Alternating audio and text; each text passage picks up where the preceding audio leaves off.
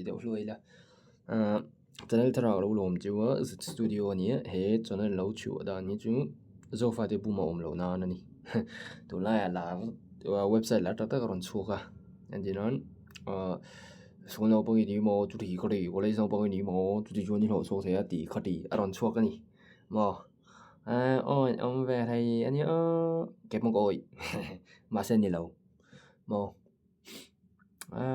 ở trong đó bây giờ họ chọn chú ông xem lâu cho anh phải nói cần soi tụm bớt chú anh ấy ai digital premier chú nhỉ á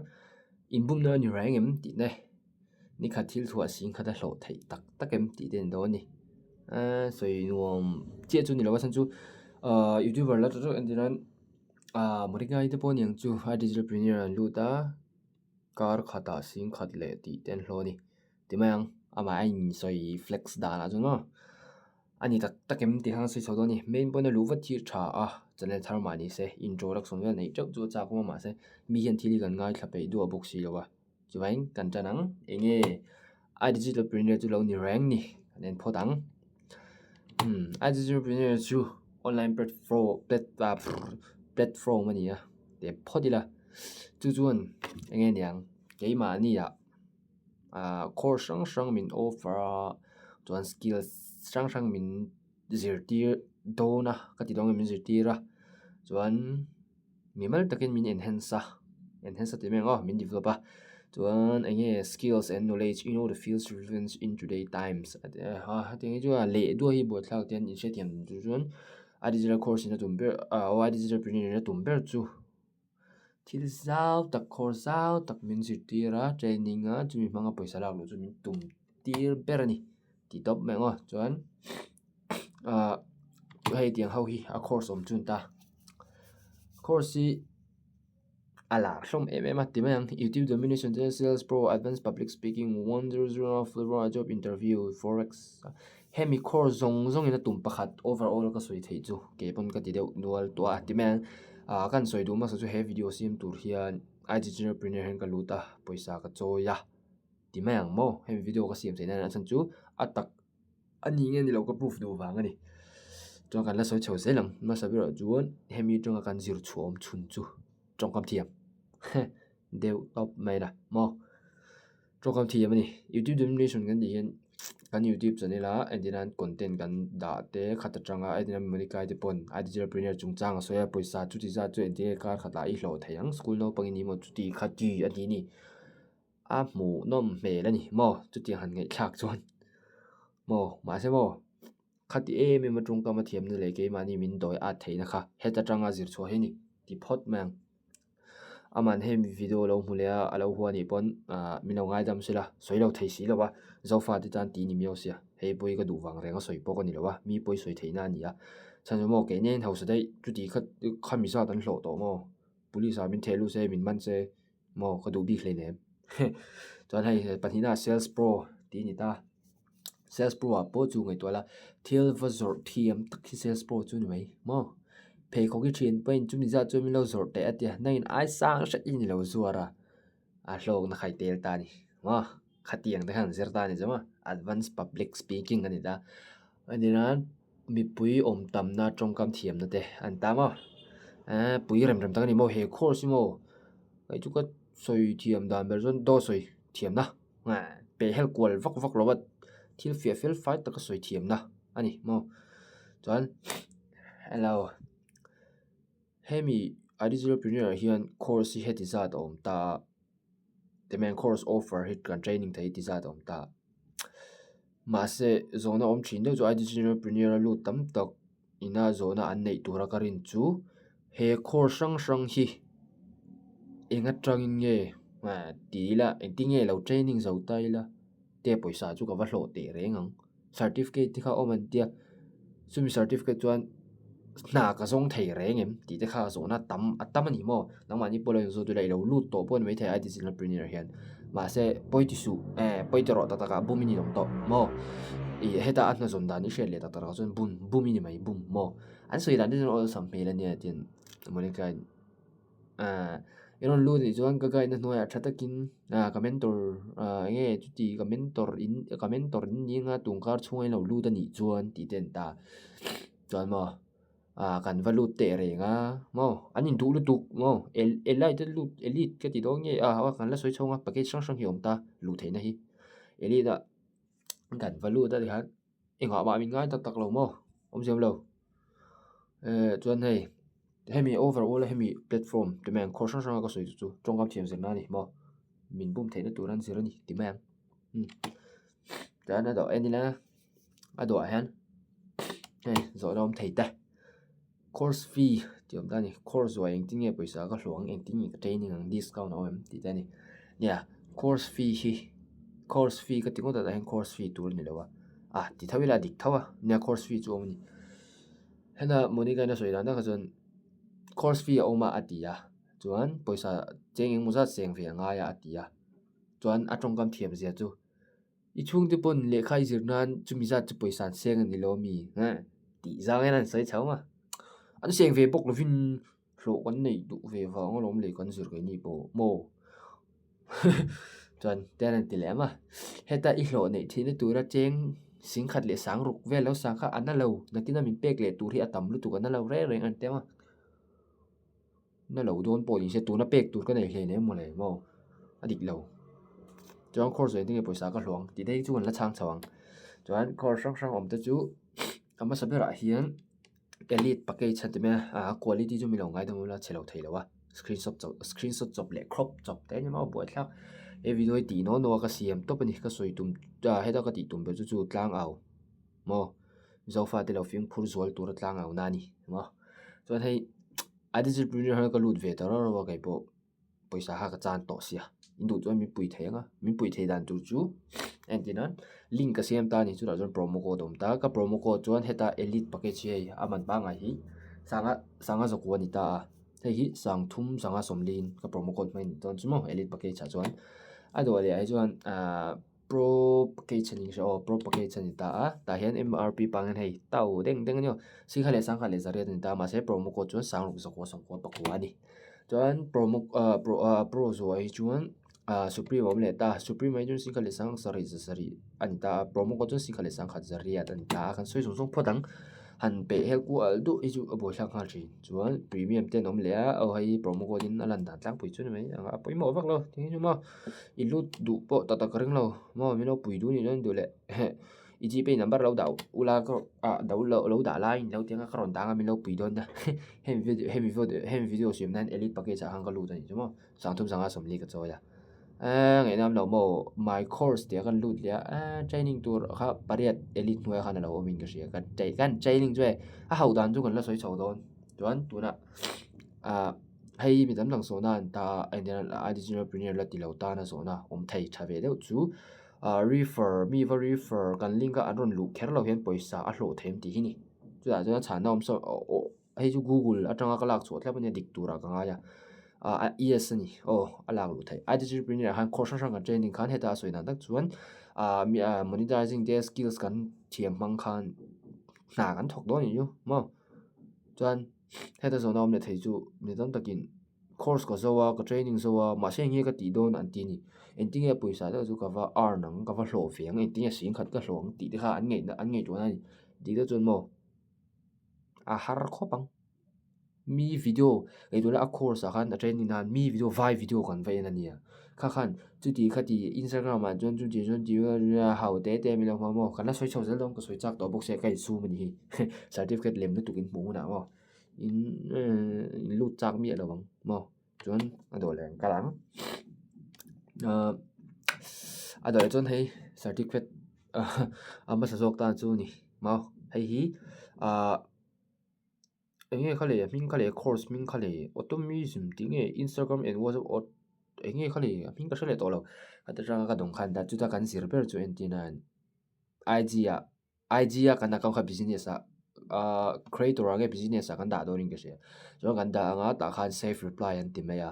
chuan hei min mi ron ma se sa hello ron ta se entinan entrepreneur lo tu ta se min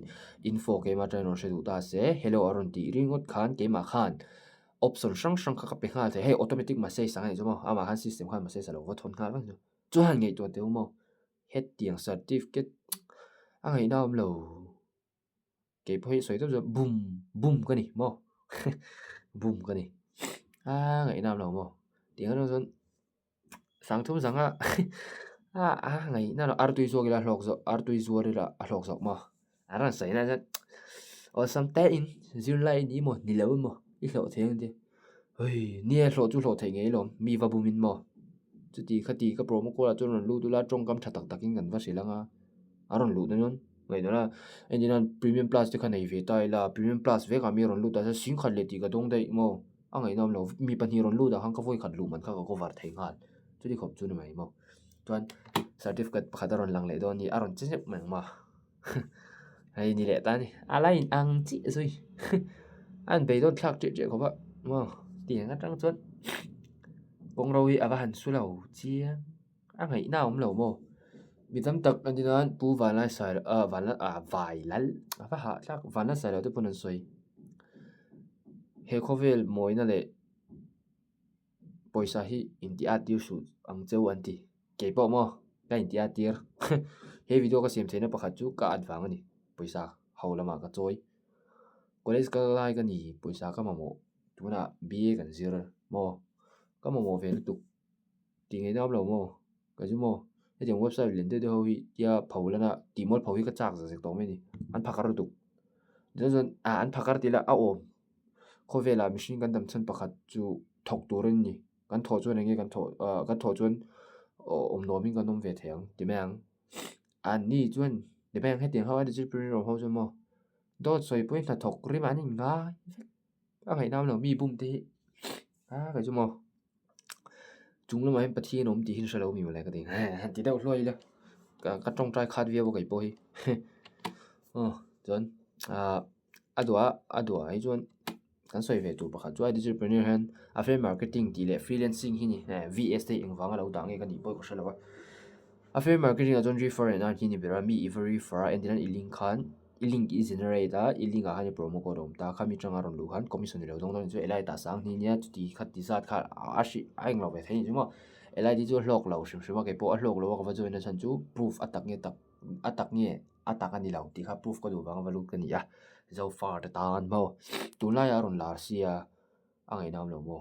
chuan freelancing a ve thung chuan freelancing hi chu a that na pakhat chu poisa choi lo chuan fa zir top thei se thal tu ka entran chu idea mi automatic message dan te chuan ange nyang na ki computer khoi jem nan te na tha ka ti mai enge thil eng mo link thiam nan te trong kam thiam nan te chuan youtube lama content siam thiam nan te IG lama content siam thiam nan te poisa lak lu dan chuan chu tak chu min ti tu mani freelancing chuan mo youtube content thiam deuh min va siam tira min lo video editing te min thiam tira min zir ti thei ni chu mo poisa join ti mang youtube atanga free en thei renga poisa join min zir ti ni chu ma se a tha ni chu thunga am video editing min zir ti da mo enenan video editing chu na chu zon tak tak thei ka renga en tira music video anga te certificate nei chu na zon thei em chu ka renga ma se khami training tu han en tira thla don te be ve nga yanga khami i bei chung khan poisa tam tak khai chan cho jon in hlo lama daily ni hlo la i hlo pui zo kang tangkai lo ka ti em pakhat chu mo i promo code an da hi tangkai lo dan chu mo i aman pang tu man le lo ka hrit ta bang cho tu pon discount khan dong an ni so ya jong ke ma promo code bi ka chang hen chu ti khat ti discount nin dong a ti ma ang fair ups ma se ni lo ani po kha promo code ni tlom te na lut ani te chun tian i chu ga ni chu na tawa kan lo le kha ka promo code ni tlom ten du sak na le mangai na wangin lalpa zara tiang ma hit don no mo bu thak ni premium te pro te na mo nya ta zo na om thei pakhat hi kan leng khor zo ending e poisa ka hlong ti han ta ni chu ka soi le soi nu ka soi le soi nu ka tong kam hi ba nu reng mai a bo thak tiang siam tu zo ke chu ka tling vak lo ni khor zo ending e poisa ka hlong ti hin ta nya cha shitlang tu ka me shi them nya course in training charge chu atangkai che training elite pakai chan engma certificate khan om jam lo hai certificate ka in hu do ha khan engma om jam lo ma pu minister bu ham kal de hemi certificate thi thala khen pre idu le pin au thenga iwa penga inga ngi tina ti me yang mo kut do mo ti me yang che mo su angai nam lo mo ene poisa ka hlong ania I trong kai thei deuh chu en tina ka rin dan chuan a entrepreneur hi fake ani lo na pakhat chu poisa chawi chuan nia kan va training nia school ate po poisa chawi chuan lekha kan sir tak mewalom ni etuna te po college poisa chawi nga kal thiam na va du wa poisa ka chawi a om na china ma se video editing te isia ithiam du sim sim youtube a zero atam lu tuk youtube a khan tiang ka hrilang che hei an soi ngai me lo entrepreneur om hoina soi ngai me lo chu ding chuan an mani entrepreneur a min training tir nge nge kha youtube a om vek chu ka va hriat chuan chu fake hei mi in boom na ani ti ka hriat na chani ani nan monica te entrepreneur an lar to ni mi zo chuan ma a flex na sa thai nia ha sin khat sin ni te ka lo chu ti khari ma bial pa du som ka lai thai nice angai na om lo mo khát tiếng ăn video rồi sao course à cần vật click my course à cần click cần course à cần lưu lấy YouTube à mình thôn lưu đây mà anh ấy nào không lâu YouTube à mình thôn lưu đây à mà mình thôn lưu đây YouTube ăn video đã sao cần về lấy free lâu in thể đừng có mà cáiนั้นcái van mall cái van nhìn thì tắc anh ấy nào lâu à cái van nhìn bùng chi à mà anh ấy nào lâu nhỉ mà cái bơi bụi cái ngay cái sáng thum sáng á xong đi cái ui lụt tụ cái ui mà sáng thum sáng á xong đi cái phê khóc lấy là volleyball cái khen về chuyện mà phê khóc tới lấy là cái lọc bụi rộng à ngày nào lâu cái ui nhỉ chân nè khai đã hơn à impum na lo mà nè cái mà cái sợi tụ thế cái ngày tụ này nó còn pop up cái gì mày mà à điều là mà cái sợi phìa rồi tới cái tổ là cái sợi phìa này tôi cái overall là cho impum na mà then I don't flex á xin khát cái là tổ mà à你就mà đi lâu tu cái thì xuống lầu nang á你就专辑睇下专给不看cái thì是什么我讲咩啦啊讲咩啦看你留個論壇啊係個論壇啊點樣哎呀個我查ngang mày cái論壇啊à đủ cái chọn in lâu phải lụt về ngay in lâu phải giữ chiang về ngay content tu xem nan tới chọn hey content creation i idea min pe ni cho fe tu là point mo à anh mà như trong cái trend khát cà phê na cho han hemi content tu để mà hemi video tu đi mình ngay tu cho tiền cho mà do pha thì tan tỷ bài in anh đúng không à chú ý đều mấy rồi hay mà với nó soi thấy đâu cho nên là cho một cái video soi thì khác là rẻ cả cần là soi phiền giao đâu nga tiền thì khai lên đuôi cho lâu subscribe nga đuôi lại subscribe lâu nga ta trong cái buổi phát lâu thì tôi nên là cái buổi á thì cần cho hết tiền video còn tiền cái xem nó bao bồi sản đủ vàng anh mua cái bồi sản tao cái chú cái này lên đủ mua thì tắc mấy cái đủ lệ chú dùng cho mấy lệ Adi pots wah mutui